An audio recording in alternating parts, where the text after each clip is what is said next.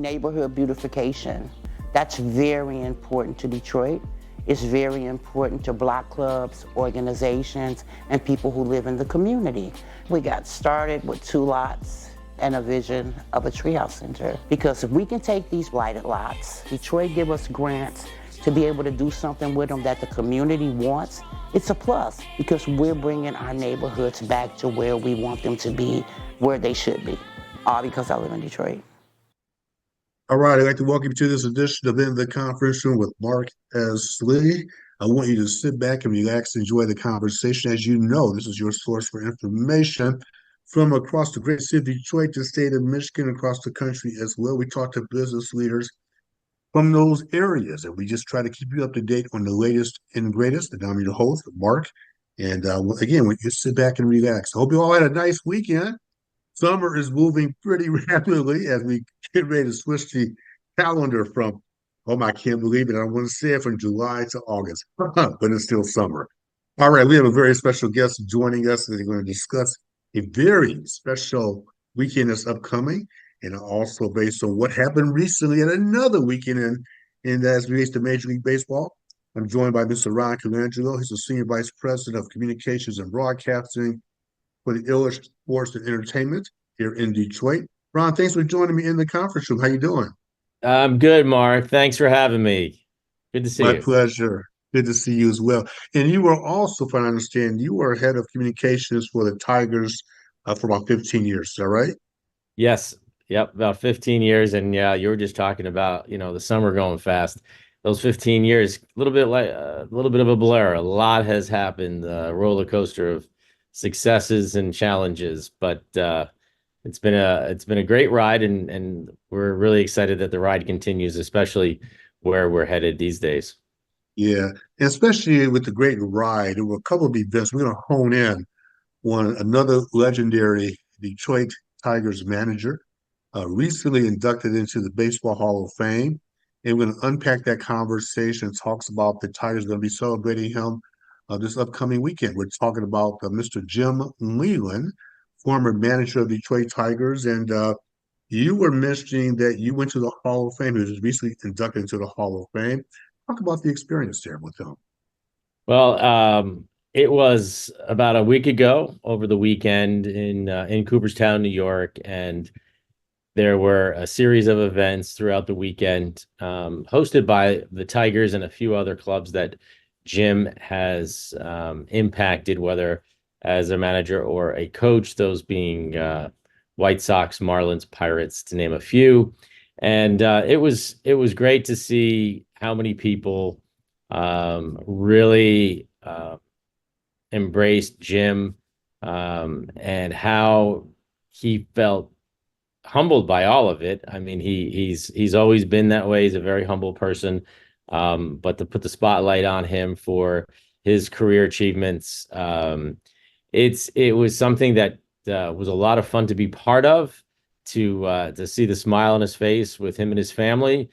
Incredibly well deserved. This is a baseball lifer. He has given so much to the game, and the induction on the Sunday just a week ago, and listening to his speech and talking about those that have impacted his career was wonderful. And to just see how he really, really appreciated and felt incredibly special to be part of a group. Now, there's only 23 managers in the Baseball Hall of Fame, which is a very small number given, how long baseball has been in existence. So real appreciative he was, and it couldn't have been a better person, ambassador, to be inducted. I remember a couple of months ago, the Tigers invited me to be a part of a press conference with him virtually. And I remember asking him the question at the time. We'll get to Detroit, what the Tigers are doing in a moment. But I asked him a question. The question was, what are you going to say to the fans? Or do you have anything that you might say to the fans? And this was like a month ago, 6 weeks ago. He says, I'm going to acknowledge the fans, and talks about the impact that the fans have had on the game. And, I did watch the speech live. And to me, Ron, it was classic Jim Leyland. the way that he finished his speech talking about the fans, and he spoke from the heart. Yeah. And I just kept reflecting on his career here in Detroit. I mean, what you saw that Sunday at the Hall of Fame, in my opinion, that was Jim Leland.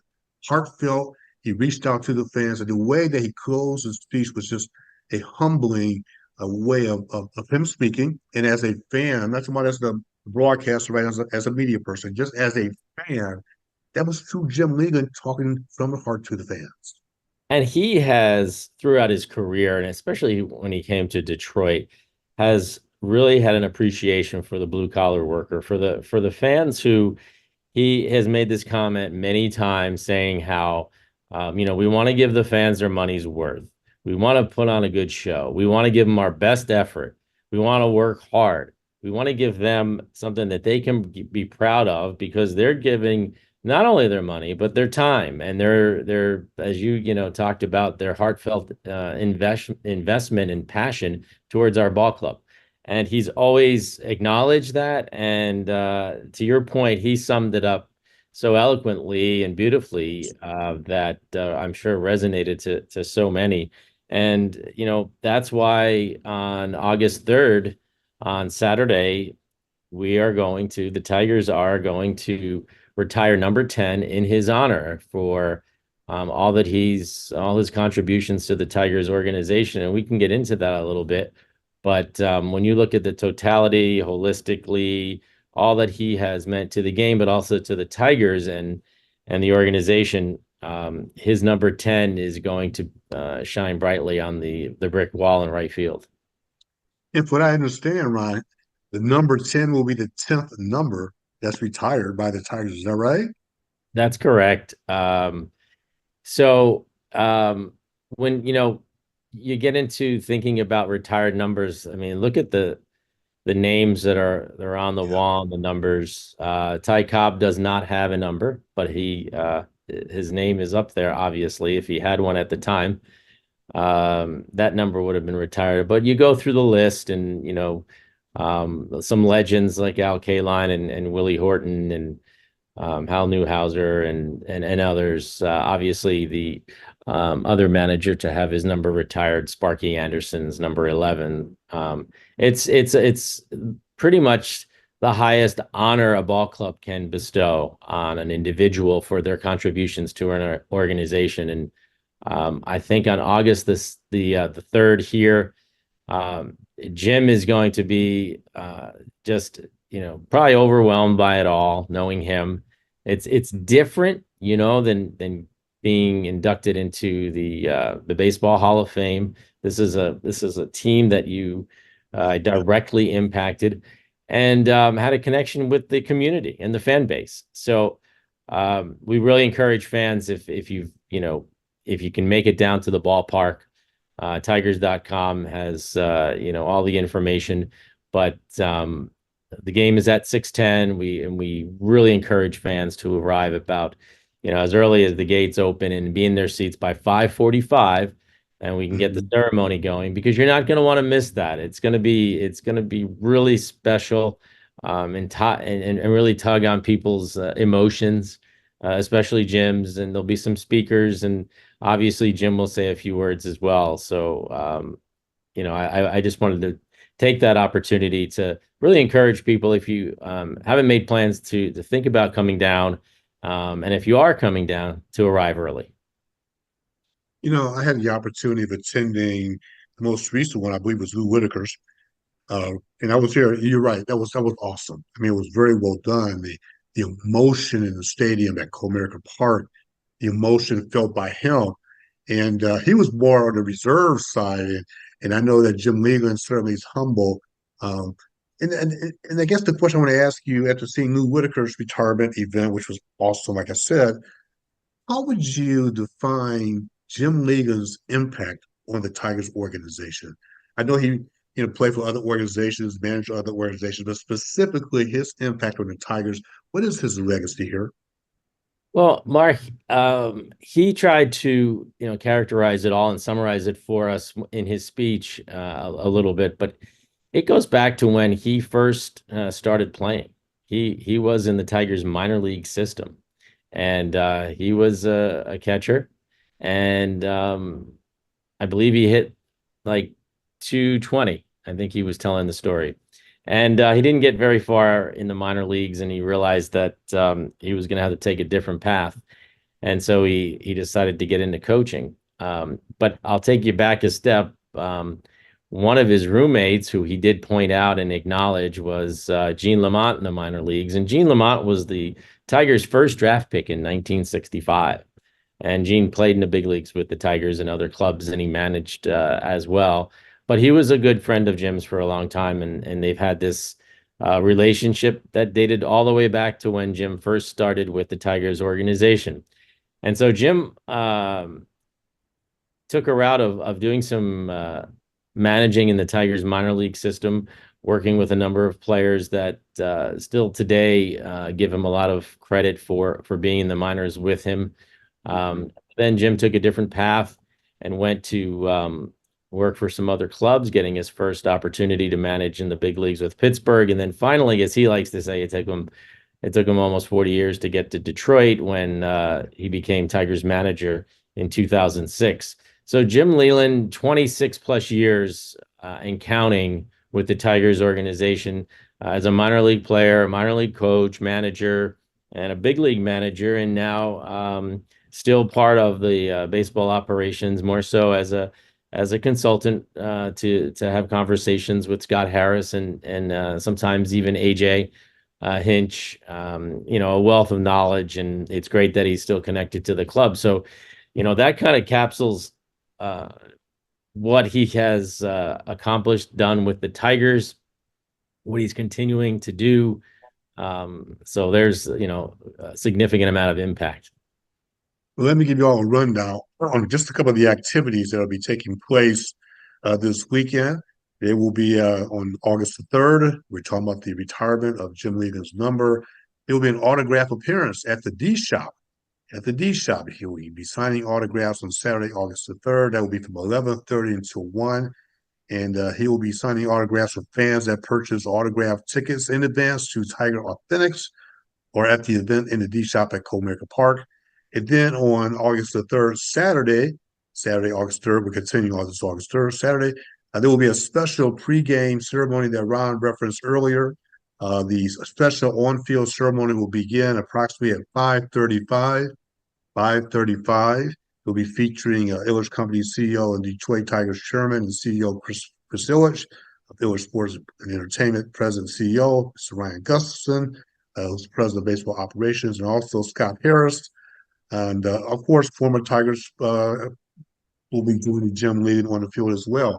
And, as we begin to wrap up, that weekend for you, you've been to many of these. And I do want to share a story of two of you and Jim Leland over the years. You've been working here for a long time now. And I'm sure you've got unique relationships with all the players that have come to the city, the team, the organization. What are a couple of great stories that you could share briefly about Jim Leland? Well, I can take you back to the days that we were with the Florida Marlins together, and he was the manager, and I was the head of communications for the team. So I was with the ball club on a daily basis, and I got to be with Jim every single day during that World Series run, and it was incredible to experience a Game 7 of a World Series. I mean, you can only imagine the stress and the tension, like, oh, we've got to win this game. Right. And you felt that selfishly, you felt that for the entire organization, but you really felt it for Jim because, you come all that way with your team, and you're in your first year managing this ball club, and you want to see him, reach the mountaintop and have that World Series trophy. And the team won in extra innings, and it was an amazing time, and it was wonderful. We had a ceremony where Jim actually and the owner of the team presented me with my World Series ring. So that's one memory. Another memory Oh my goodness. was I would say a month later or less. Jim had an opportunity, an invite, and he played golf with President Clinton and also Lou Holtz. And the fourth person that was supposed to be part of that group was Sylvester Stallone, but he couldn't make it last minute. So, I mean, just think, Mark, like, for anyone, whether it's you, me, or anyone, like to just be, around those four and hearing a little bit of their conversation, That's awesome. not getting too close to the president because of all the Secret Service, but that was an amazing car ride back with Jim. Him just sharing what that meant to him, even Yeah. after just winning the World Series. And then we get reunited in Detroit, and it was wonderful because we had another chance to go to the World Series. It just we just couldn't get it done there in 2012, the last time. But then we also got to go to the All-Star game in New York in 2013 with 6 great players, its entire coaching staff, and to watch him, how he engages with players is something that I'm always going to take with me. He treats, every individual a certain way. I mean, he gives them his attention. He gives them the tender, loving care. He gives them the pat on the back. He'll get in their face if they need it. Mhm. They get a kick in the pants. But how he is able to relate to any player, and it could be, from any walk of life. And he can get to that player, and the player respects him and appreciates him as their manager, and more of a, uh, that person that is like a mentor. So Yeah. those are just a few. I mean, we could talk for a long time, but yeah, it's going to be very exciting to see his reaction August the 3rd here at Comerica Park when the Tigers retire number 10. And one final thing before we go is also on the Sunday, August the 4th. This is important because you may have questions for him. There's going to be a Q&A. And fans are invited prior to the August 4th game. Fans can come and enjoy a conversation with Jim Leland at the on the Comerica Park concourse. So if you want to get a chance to see a Q&A, I had the opportunity of being involved in Q&A recently for another weekend. That's a beautiful area for a Q&A. So going down Sunday, go down for the entire weekend, but definitely Sunday as well. So obviously the ceremony is on Saturday, but Sunday, sit back and enjoy a Q&A with the Hall of Famer now, the Hall of Famer, Detroit Zone. I know he's worked with other organizations, but Detroit Zone, Jim Leland. And as we wrap up, Ron, please give the information, the website where people can get more information as well. Go to tigers.com. On the homepage there. There'll be a link to all of the details. But again, it's going to be really special. It's a historical moment for the Detroit Tigers franchise. Being around since 1901, you really, take to heart the history and tradition of this franchise, and the fans really embrace it. And we encourage everyone to come out early on Saturday, August 3rd. But to your point, enjoy the entire weekend. Come out Friday, Saturday, and Sunday and pay tribute to a Hall of Fame manager and a true. I call him a true ambassador of baseball. He really is. He's meant so much to the game, and he continues to do so. Ron Colangelo, I couldn't say it better. Thank you very much for joining me in the conference room. I want to take this time to thank all of you for tuning in and listening to the conference room, and get out there this weekend and celebrate Jim Leland. Well, make it a great day, make it a great week. We will check you out next time in the conference room with Mark S. Lee, and we'll talk to you soon. Have a great day, everyone. Thank you. Neighborhood beautification. That's very important to Detroit. It's very important to block clubs, organizations, and people who live in the community. We got started with 2 lots and a vision of a treehouse center. Because if we can take these blighted lots, Detroit give us grants to be able to do something with them that the community wants, it's a plus, because we're bringing our neighborhoods back to where we want them to be, where they should be. All because I live in Detroit.